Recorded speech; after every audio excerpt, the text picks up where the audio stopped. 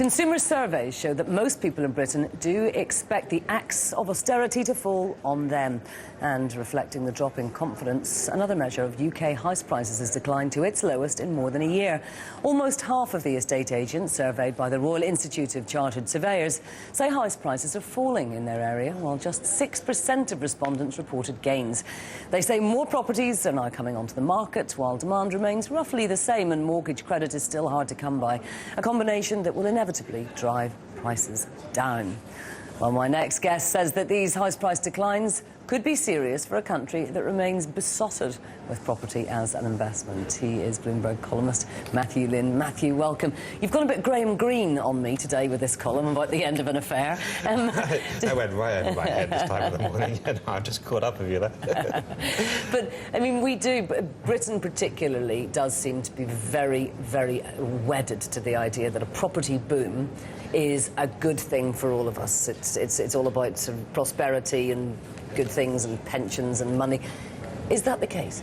Yeah, I think it's absolutely true, the first point, that we have become, sort of completely sort of locked into this mindset that rising property prices are a good thing. It was that I was just listening to, it's sort of in the tone of your voice, I think, automatically, where you said, house prices rise was kind of good as a hopeful sort of note, and then when they go down, you sound a little bit downbeat. And that's just the way we're used to thinking. But I think we have to turn that upside down over the next decade, because, A, house prices probably aren't going to rise, but two, I don't think we really want them to.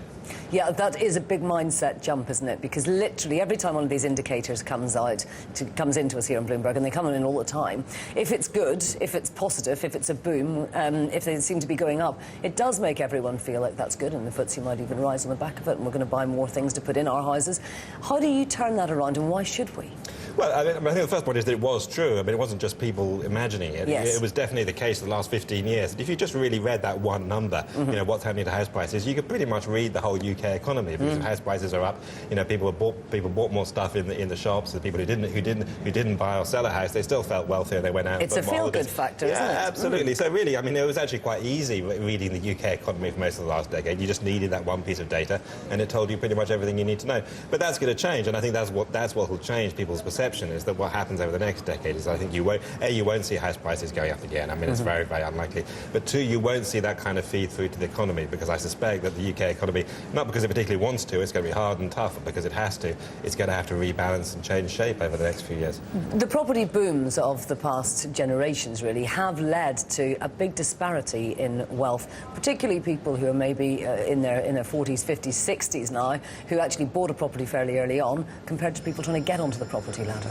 Yeah, I think that's true. I mean, there are lots of reasons why we don't particularly want another house price boom. I mean, it's unstable. It knocks the economy off this kind of rebalancing track. But I mean, one of those points, as I was saying in the piece, is it has become very socially divisive. It's become very divisive between the kind of middle-aged and the elderly who bought property in the 70s or 80s, early 90s, sitting on huge capital gains. And it's very divisive between the classes as well. And we see things, when people are talking about university fees at the moment and things like that going up. But it's much easier, if you're sitting on a lot of property wealth, much easier to finance your kids through university. It's going to be expensive if you've made 100,000 or 200, 400,000 gain on your house than if you haven't. So it's divisive between the generations, which is quite a big problem, and it's divisive between the classes. So I think that's another reason why we should be much more relaxed about it, and stop sort of thinking, oh, if only house prices could go up another 30%, everything would be okay. Yeah.